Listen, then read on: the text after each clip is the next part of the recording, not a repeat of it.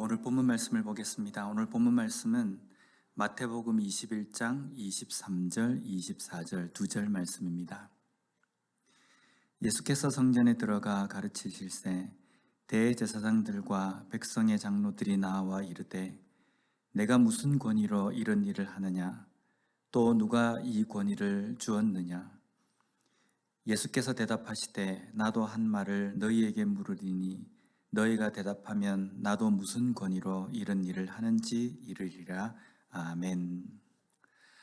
우리가 이번 한 주간은 고난주간으로 우리가 지킵니다. 예수님께서 예루살렘에 입성하신 후 이제 십자가에 죽으시기 전 일주일의 그 시간을 우리가 묵상하며 생각합니다. 그런데 우리가 생각할 때 예수님께서 십자가에 못 박히시기 전 일주일, 나름대로 큰 의미가 있는 시간들입니다. 그러면 우리가 그냥 생각할 때에는 예수님께서 이 시간은 구원의 큰 사역을 위해서 묵상하시거나 조용히 기도하시거나 또 그 사역에 대해서 다시 한번 생각하시는 그런 시간으로 우리가 생각하고 또 가지실 것이라고 우리가 추측을 합니다. 그런데 예수님께서 나머지 이 일주일의 시간을 어떻게 보내셨냐면요, 예루살렘에 입성하시고 또한 성전에 들어가셔서 성전에서 장사하는 모든 사람들의 상을 엎으시고 또 오늘 본문에 보면 성전에서 가르치시면서 종교 지도자들과 논쟁을 벌이시기도 하십니다. 예수님의 공생의 3년 기간 동안에 수많은 사람들에게 천국 복음을 선포하시고 가르치십니다. 예수님께서 가르치셨다라고 한다면요, 예수님의 그 가르침을 듣고 받은 사람들은 분명히 바뀌고 변화가 되었을 것이라고 우리가 생각할 수 있습니다. 그래서 예수님의 마지막 이 일주일은 예수님께서 복음을 선포하신 그 선포와 또 가르치신 것에 대한 어떤 열매를 보게 되고, 이 시간만큼은 조용하게 십자가 사역을 준비하실 수 있는 그런 시간이 되어야 합니다. 그런데 오늘 본문은 예수님께서 성전에서 가르치셨다라고 시작하고 있습니다. 왜 그렇습니까? 예수님께서 성전에서 가르치셔야만 할 필요성이 있기 때문입니다. 여전히 사람들은 예수님이 복음에 대해서 가르치셨음에도 불구하고 변화가 없었고, 삶에서 복음을 온전히 깨닫고 회개하는 그런 일이 없었기 때문입니다. 여전히 우매하고 여전히 어리석은 삶을 걸어가는 모습이었습니다. 여전히 종교 지도자들은 하나님의 말씀을 가르치기보다는 자신의 이익을 챙기는 데에 더 급급했습니다. 백성들 역시도 하나님의 말씀을 깨닫고 그 복음을 붙들기보다는요, 어떻게 하면 나의 이익을 더 챙길 것인가? 어떻게 하면 내 삶이 좀 부유하게 될 수 있을 것인가? 여기에만 혈안이 되어 있었다는 겁니다. 뭔가 달라져야 하고 뭔가 변화가 되어야 하는데 그런 조짐도 없이 여전한 모습이었습니다. 그러는 중에 예수님은 남은 이 일주일의 시간도 하나님의 말씀을 여전히 선포하시고 복음에 대해서 가르치셔야만 하셨습니다. 오늘 본문에 보면 성전에서 예수님께서 가르치십니다. 예수님의 삼중직 중에 선지자의 역할을 감당하신 것이라고 볼 수 있습니다. 하나님의 말씀을 온전히 가르치고 그 말씀대로 깨닫도록 선포하시는 일을 하신 것입니다. 먼저 오늘 본문 23절 말씀을 보면요, 예수께서 성전에 들어가 가르치실새 대제사장들과 백성의 장로들이 나와 이르되 내가 무슨 권위로 이런 일을 하느냐? 또 누가 이 권위를 주었느냐? 아멘.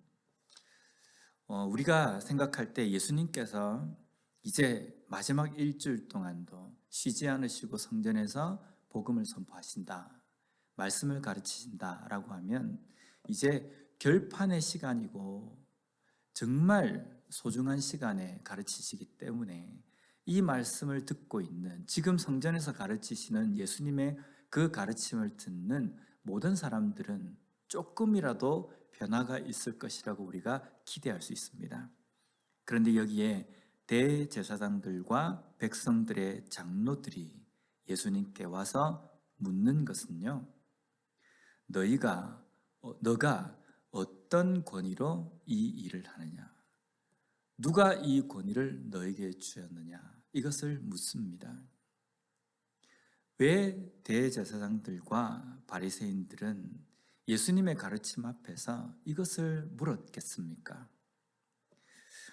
제가 이 대제사장들과 백성의 장로들이라는 이 부분을 주석을 이렇게 좀 여러 군데 찾아보니까 자료들도 보면 대부분 대제사장들, 백성의 장로들 이래놓고 그 뒤에다가 어떤 설명이 붙어 있냐면요, 당시 백성들의 최고 의결 기관이었다라고 이렇게 기록되어 있습니다.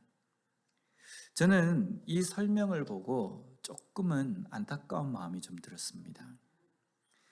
여기에 대제사장들과 백성의 장로들은 어떤 의결 기관이었겠습니까?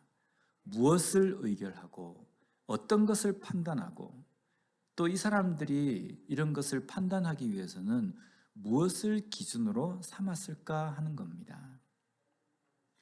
이 사람들이 생각할 때에 자신들이 존재하는 이유에 대해서는 뭔가를 결정하는 어떤 권위를 가지고, 그 권위를 가지고 백성들을 판단하고 백성들의 어떤 문제들을 해결하는 기관이었다는 겁니다. 결국은 대제사장들과 백성들의 장로는 자신들이 관심을 가지고 있는 것은 권위였을 수밖에 없다는 겁니다. 저는 적어도 대제사장들과 백성의 장로들 이러면 뒤에 설명에 이렇게 나와 있어야 되는 게 아닌가라는 생각이 듭니다. 당시 백성들의 영적인 부분들을 책임지는 사람들, 종교 지도자들, 사람들의 영적인 문제에 관심이 더 많은 사람들, 이렇게 되어야 하는데, 당시 최고의 의결 기관, 당시의 최고의 결정을 내릴 수 있는 권위를 가진 자들이라는 겁니다. 권위의 중심이 되어 있고 권위가 가장 큰 관심인 사람들에게 그들의 눈으로 볼 때에 어떤 문제든지 권위로밖에 보이지 않을 겁니다. 예수님께서 지금 가르치시고 예수님께서 선포하시는 그 모습을 보면서 예수님의 가르치심과 그 말씀 중심에 있는 그 뜻과 그 의미에 대해서 깨닫기보다는 예수님이 하는 그 행동을 보며 무슨 권위로 이 일을 하는지 그것에 더 많은 관심이 있었다는 겁니다. 우리가 신앙생활할 때도 이런 모습이 종종 있습니다. 누가 은혜를 받았고 누군가가 하나님의 말씀에 대해서 가르치고 그 말씀에 대해서 이야기할 때에 그 말씀에 대한 중심에 있는 그 뜻을 깨닫고 그 말씀을 내 삶 가운데 도전시키고 또 그 말씀대로 내가 살아가기 위해서 기도하는 그런 모습이기보다는요, 도대체 저 사람은 어디 있다고 온 사람인데 저렇게 말을 하느냐, 저 사람은 뭘 안다고 저렇게까지 이야기하느냐, 그렇게 만약에 우리가 반응한다고 한다면요, 분명 어쩌면 당시 대제사장들과 백성의 장로들과 다를 바 없는 모습일지도 모른다는 겁니다. 우리가 하나님의 말씀을 들을 때에도 마찬가지입니다. 하나님의 말씀을 들을 때에도 그 말씀 중심에 있는 그 뜻을 볼 수 있어야 합니다. 누가 가르치느냐, 누가 말하고 있느냐, 물론 이것도 중요하긴 하겠지만요, 이것보다 그 이전에 그가 말하고 선포하는 하나님의 말씀의 중심에 어떤 뜻이 있고 무엇을 우리에게 말씀하시느냐라는 겁니다. 오늘날 그리스도인들은 삶의 해답을 성경이 아닌 것에서 자꾸만 찾으려고 합니다.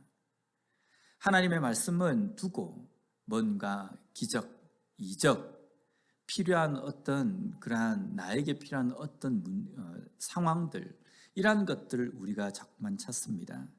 그래서 어디에 가면 기도 응답이 잘 된다더라, 어디에 가면 병이 낫는다더라, 이러면 그쪽으로 몰려갑니다. 그런데 이러한 모습은요, 하나님께서 우리에게 주신 그 말씀에 대해서 뭔가 부족하다라고 이야기하는 것과 똑같습니다. 하나님의 말씀이 부족하기 때문에 하나님 말씀과 함께 기적이 일어나는 것도 필요하고 뭔가 어떤 신비적인 것들도 필요하다라고 생각하고 하나님의 말씀과 함께 하나님의 말씀과 함께 그것을 요구하는 것 하기보다는요, 하나님의 말씀은 뒷전이고 뭔가 밖으로 나타나는 어떤 표적과 기적을 더 쫓고 그것을 더 신뢰하는 모습을 우리가 종종 보게 됩니다. 그런데 중요한 것은 하나님의 말씀은 우리의 삶에 확실한 해답을 주시며 하나님의 말씀은 단순하게 책이 아니라 하나님께서 우리에게 선포하신 말씀이라는 겁니다. 그 말씀을 들을 때에는요, 내가 가지고 있는 시야를 가지고 그 말씀을 보는 것이 아니라 그 말씀이 나에게 무슨 말씀을 하시는가, 내가 무엇을 깨닫기를 원하시는가, 그것을 보는 자세를 우리가 가져야 된다는 겁니다.